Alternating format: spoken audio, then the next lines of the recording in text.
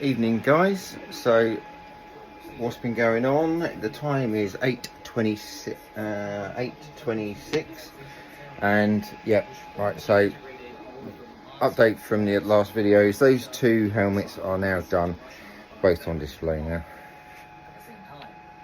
One down the bottom, and we've got the Snowtrooper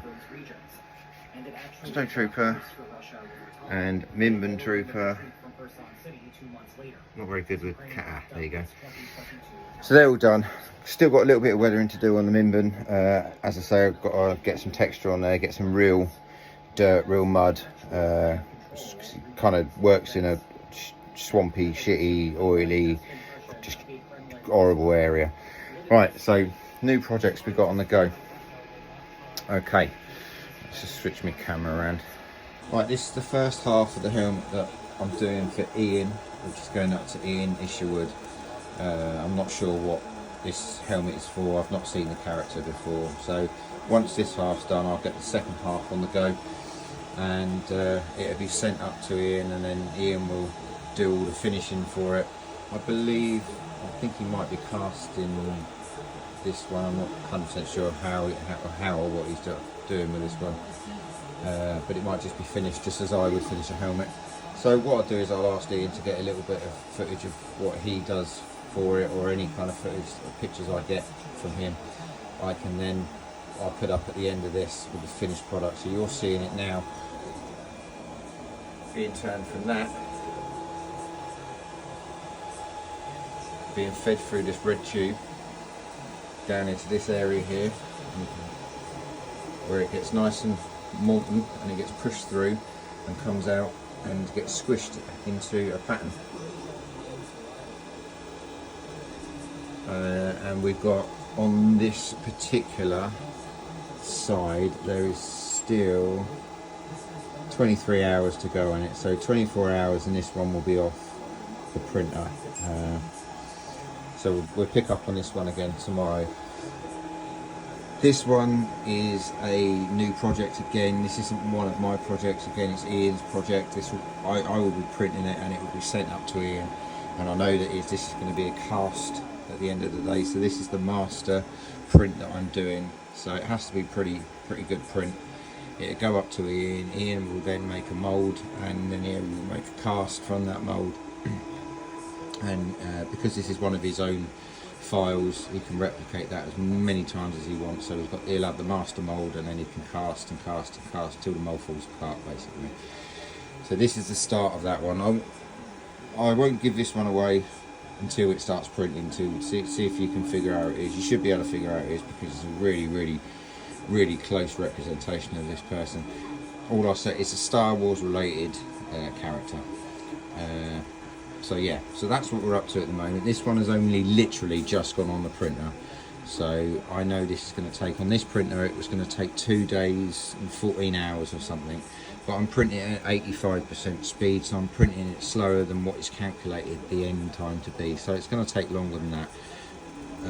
So I'll probably keep my eye on this for the rest of the evening. We're putting down what we're putting this down on the moment is called a raft. I know it uses a lot more material, but it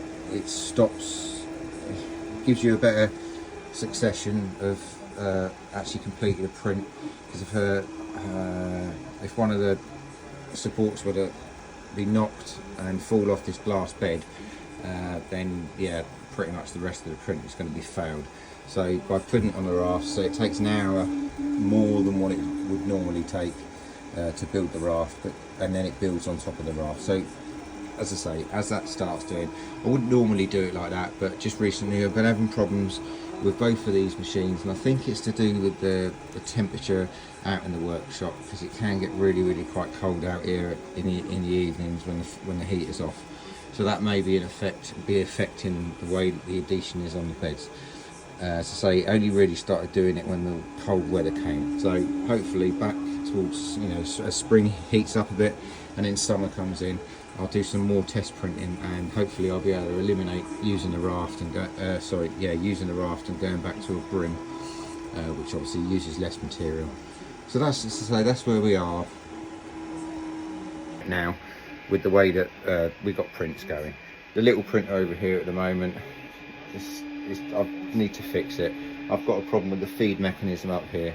It seems to be feeding really slow. To get it to print, I need to up the speed to 500 meters a second, or 500, meters a second. Millimeters, sorry, a second. Meters a second. That's a quick machine. So I need to I think it's millimeters. I don't know yet. Can't remember. Anyway, it's not printing properly. So I've got a new motor which I want to test out on this, but I need to be able to take this part apart, remove a part from in there off of the motor spindle, and then replace it onto a new motor before I can do that. But at the moment, I don't seem to have a use for this one as much as I did have since I've got the two big ones, and I'm finding myself I'm not using this one so much now. And then I've got my resin printers up here. That's the resin printer, the red one, and this is the curing station, and cleaning station is the orange one. That uses a different way that prints. It prints with a chemical, so you've got like a bath. Let's see if I can show you. You've got like a bath in there, and the bath's got liquid in it, which is resin, and basically it cures via an ultraviolet light. I'll go into some more detail on that when I actually start using that and doing prints and needing to do prints for that. So that's where we are at the moment. Not much going on, just got these prints on the go. I should keep an eye on these and post any information I think that is going to be relevant.